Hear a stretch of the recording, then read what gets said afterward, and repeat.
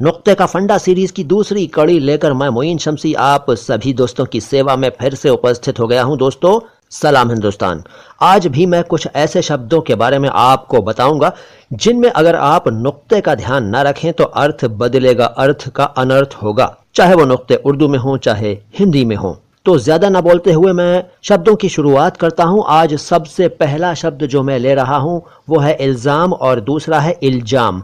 तो इल्जाम और इल्जाम की जोड़ी देखिए, इल्जाम अरबी भाषा का है, इल्जाम भी अरबी भाषा का है। इल्जाम यानी पहले वाले शब्द का अर्थ है दोष, आरोप, और इल्जाम शब्द का अर्थ है घोड़े के मुंह में लगाम देना। अब देखिए कितना अर्थ बदल जाएगा अगर आप इल्जाम लिखेंगे हिंदी में और नुक्ता लगाने से चूक जाएंगे तो वो इल्जाम ना होकर इल्जाम हो जाएगा। उसके बाद अगली जोड़ी है ईजाद और ईजाद। दोनों ही अरबी भाषा के शब्द हैं, उर्दू में चलते हैं, और अगर आप हिंदी में ईजाद लिखते वक्त ज के नीचे नुक्ता लगा देंगे तो वो बन जाएगा ईजाद। अर्थ कैसे बदल जाएगा देखिए, ईजाद यानी पहले वाले शब्द का अर्थ है आविष्कार, नई बात पैदा करना, और ईजाद का अर्थ है अधिकता, ज्यादती। तो देखिए बदला ना अर्थ, तो यहां भी आपको नुक्ते का ध्यान रखना पड़ेगा। इसके बाद अगली जोड़ी ईर्ष्या और ईर्षा। ईर्ष्या को हम जल्दी में ईर्षा कह देते हैं। हिंदी का शब्द है, अर्थ आप जानते हैं, जलन, डाह, ईर्ष्या। लेकिन जब ईर्षा बोलेंगे या लिखेंगे तो वो अरबी भाषा का शब्द होगा जिसका अर्थ होगा इंद्रधनुष। इस तरह से ईर्ष्या अलग और ईर्षा अलग।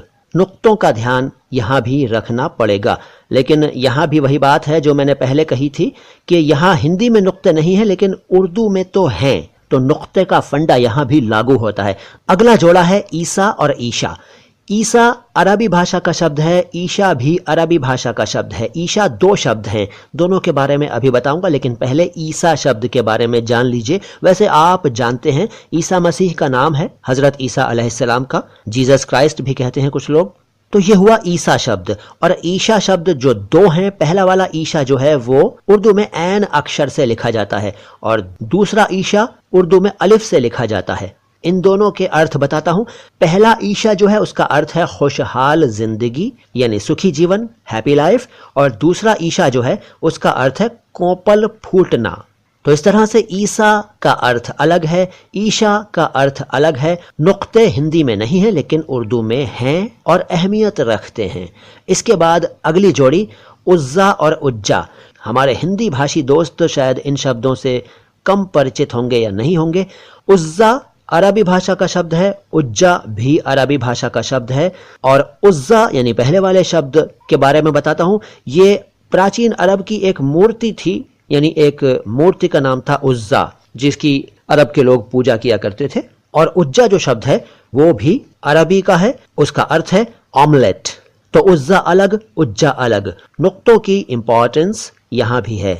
शब्द अभी मैं आपको और भी बताने वाला हूं, लेकिन उससे पहले आपको याद दिला दूं कि अगर आपको यह एपिसोड पसंद आ रहा है तो लाइक का बटन फटाफट दबा दीजिए, और अगर आपने इस चैनल को सब्सक्राइब नहीं किया है तो कर दीजिए। घंटी का बटन अगर कभी नहीं दबाया है इस चैनल पर तो दबा दीजिए, ताकि आपको हमारे सभी वीडियोस की इंफॉर्मेशन तुरंत मिल जाया करे। इसके अलावा इस वीडियो के लिंक्स को अपने दोस्तों में ज्यादा से ज्यादा शेयर कीजिएगा और कमेंट बॉक्स में कुछ न कुछ लिखा जरूर करें। अगली जोड़ी है एजाज और एजाज की।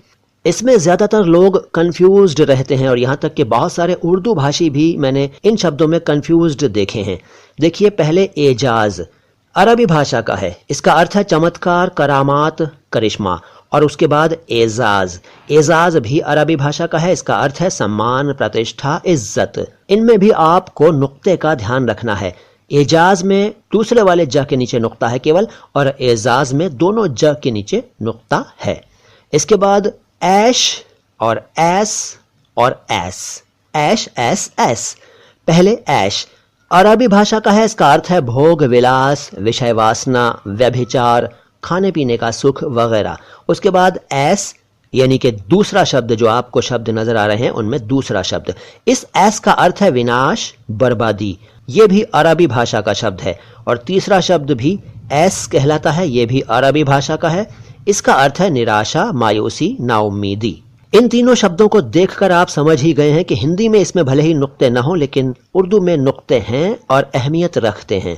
तो ये थे ऐश, एस, एस। और अब असीर और अशीर। असीर शब्द उर्दू में अरबी भाषा से आया, इसका अर्थ है कैदी यानी प्रिजनर।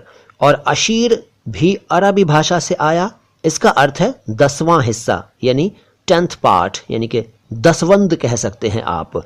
तो असीर अलग, अशीर अलग। दोस्तों, इस तरह से बहुत सारे शब्द हैं मेरे पास जिनके बारे में मैं आपको समय समय पर बताता रहूंगा। और ये जो सीरीज चल रही है ये आप सबकी हौसला अफजाई की बिना पर ही चलेगी। अगर आप हौसला बढ़ाते रहेंगे मेरा तो मैं नए नए शब्द लाता रहूंगा इस सीरीज में और दूसरी सीरीज में भी, और अपने दूसरे चैनल्स पर भी मैं आपको अच्छी अच्छी बातें बताता रहूंगा। दूसरे मेरे चैनल्स आप जानते ही हैं, एक तो ये है माय हिंदी माय उर्दू, और दूसरा है अल्फाज, आवाज, अंदाज, और तीसरा चैनल है नो बकवास, बातें खास। इसके साथ ही साथ ये भी कहना चाहूंगा कि आप मुझे फेसबुक, इंस्टाग्राम और ट्विटर पर भी ज्वाइन कर सकते हैं। सलाम हिंदुस्तान।